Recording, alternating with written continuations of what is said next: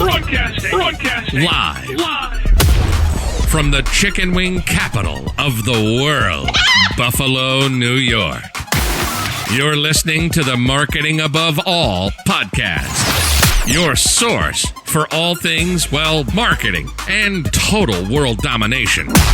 This is Marketing Above All, and this is your host, Michael Tasner.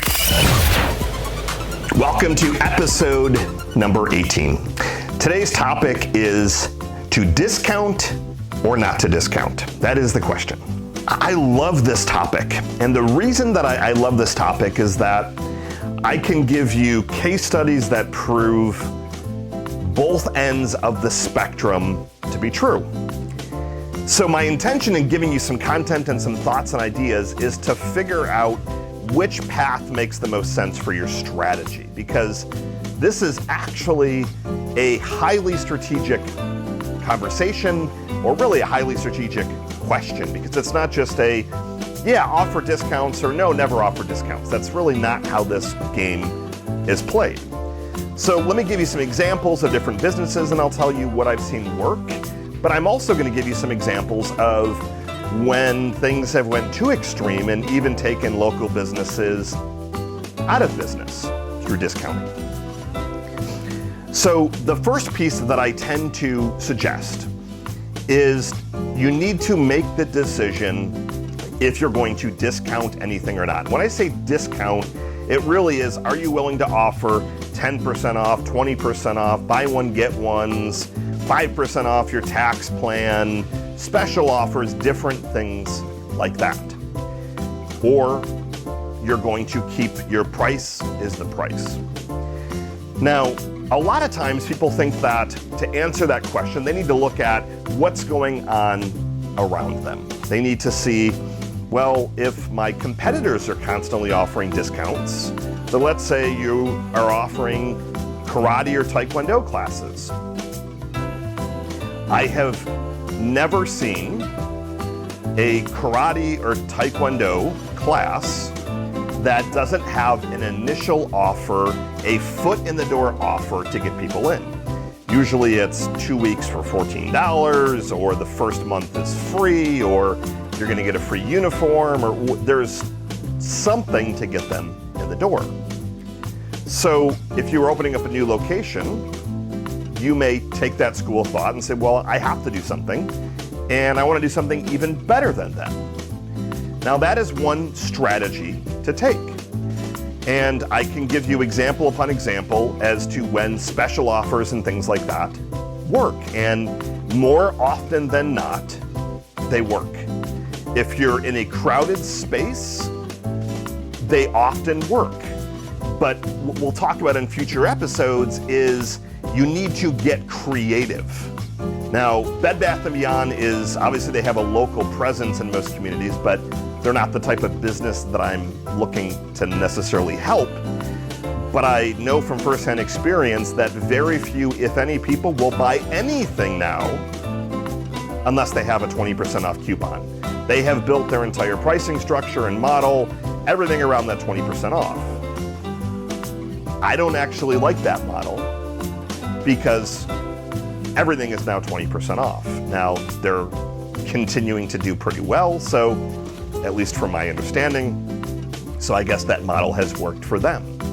But they made the decision to discount and offer coupons. They could never stop offering discounts. They would go out of business. Like people would, even if they lowered the prices by 20%, they literally would go out of business. Every single person in line in that store has stacks of coupons. People literally collect them as if they're candy. So if I go back to that taekwondo or karate example, the school of thought would be you have to offer discounts, but I want to offer you an alternative perspective. When you're launching a brand or you're positioning something, that is when you have to make that decision to discount or not. What if you were to position your taekwondo or karate school as the school for the gurus, for example? That you are for the people that want to be on the black belt only track. You have the best trainers, the best facilities, the best resources, and that is your brand play. And your foot in the door offer is come meet one of the top people in Taekwondo in the world that's a 9th degree black belt or whatever that is. And if you start to go down that path, I want you to go all in on you are the upper end brand and you do not discount, because in a lot of instances, discounting continues to cheapen your brand. If you're trying to offer, in one of the earlier episodes, I talked about what do you stand for?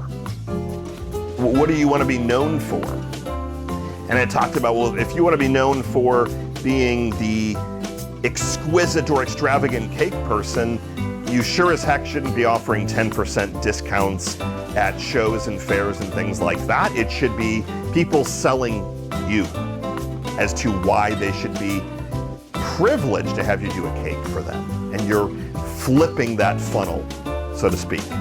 Now, the other cases where I've seen discounting massively backfire is with that whole Groupon model of you're submitting a Groupon coupon, massively low cost, you drive a bunch of customers, and if you don't have the systems and resources to have upsells and cross-sells on the back end, I have seen Groupon literally take companies out of business.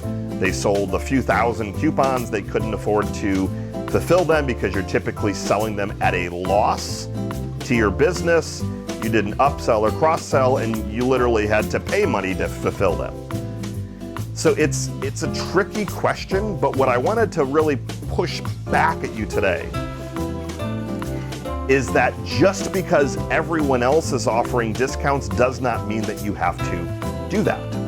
Now, the other thing that I wanted to suggest to you is that rather than just doing straight 10%, 20%, buy one, get one, I want you to get creative with your discounts. So I want you to change the word discounts and really start to think about it more as offers. And where I want you to start to get creative is rather than those discounts, take that same amount of money and apply it to something different. If you're a daycare or preschool, rather than giving 50% off the first month, which might be a few $100s, put together a spa night for the parents. And maybe they're getting a one-night hotel stay with dinner. They're going to value that a lot more than a few $100s off the first month. You turn it into an experience rather than cheapening your brand,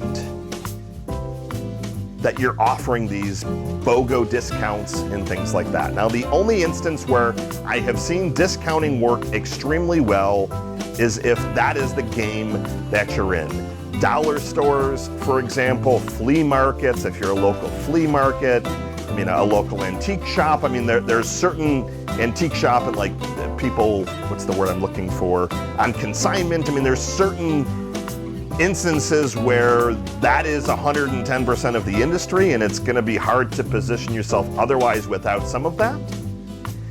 But that often really isn't the case.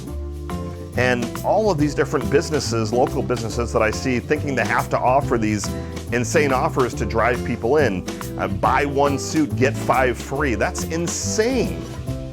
And some people are attracted to that, but a lot of people are turned off by that. So you've got to think more about the positioning of your brand, the message that you're aiming to really communicate to the audience. But the other key takeaway here is I want you to pivot your thinking from discounts to offers. What can you offer to make doing business with you an amazing experience? What little add-on instead of that $5 off, for example, if they're getting something for free, what else could you do? Maybe you're making a donation to a local charity in their name, for example. Do something different than everybody else. Hope you enjoyed this episode. Have a great rest of your day. Good morning, good afternoon, and good night, and I'll see you tomorrow. Bye. Thank you for listening to this episode of Marketing Above All. Now get out there, make a change, and take some action. And hey, don't forget to leave a 5-star review and tell all your friends this is the greatest marketing podcast ever. ever. We look forward to seeing you here tomorrow.